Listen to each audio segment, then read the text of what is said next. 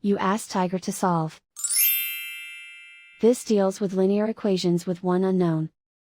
The final result is x equals 1. Let's solve it step by step.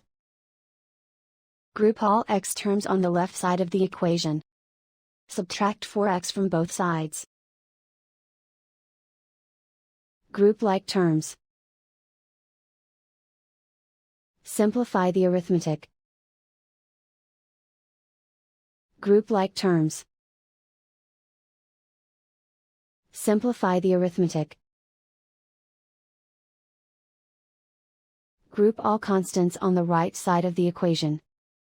Add 3 to both sides.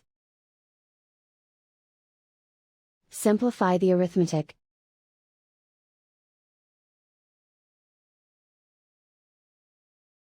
Isolate the x.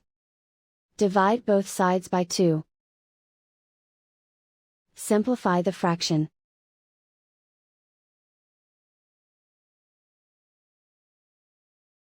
And so the final result is x equals 1.